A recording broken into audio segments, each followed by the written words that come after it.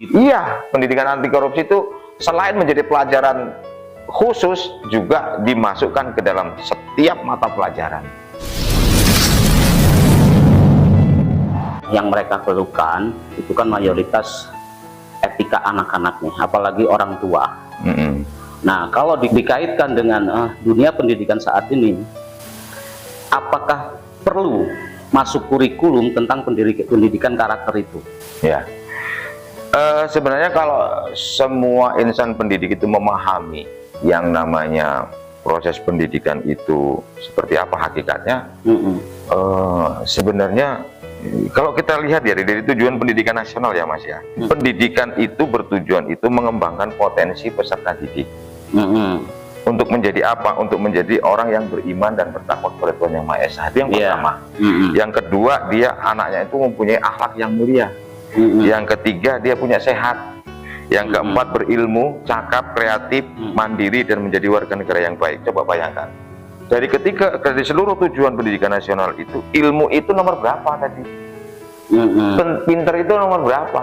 Yang paling penting itu iman dulu, akhlaknya baik, dia mandiri. Nah, itulah karakter sebenarnya. Secara otomatis sudah yang etika itu iya dong. Jadi artinya bahwa kita melakukan proses pendidikan itu komprehensif dan holistik, dan yang paling penting itu tadi akhlaknya dulu, kemandiriannya, kemudian dia itu jadi orang yang beriman apa enggak, itu yang paling pokok malah justru gitu. Kalau ilmu pinter itu nomor sekian gitu ternyata Mas. Itu tujuannya seperti itu. Jadi kalau mau dipikir apakah perlu ada kurikulum, sebenarnya nggak perlu, karena udah dengan sendirinya kalau kita melakukan proses pendidikan pasti melakukan itu loh. Berarti tergantung si pendidik gitu atau bagaimana? Harusnya pendidik itu mengerti sekali yang namanya hakikat pendidikan itu apa, tujuan pendidikan itu apa, dan kesemuanya itu diintegrasikan di dalam proses mendidik di sekolah tersebut. Sehingganya apa? Sehingganya mendidik itu bukan hanya mengajar itu bagian kecil dari proses mendidik gitu ya.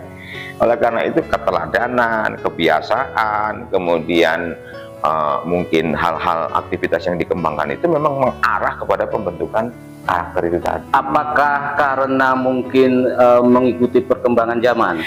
Jadi begini Mas, jadi yang mungkin yang menjadi akar permasalahannya itu adalah sekali lagi bahwa proses mendidik anak itu nggak bisa selesai oleh guru ya. Yang mendidik anak itu sesungguhnya adalah lingkungan. Lingkungan yang paling kecil itu adalah pertama keluarga.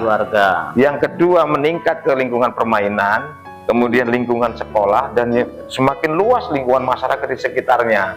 Nah itu yang ternyata menjadi support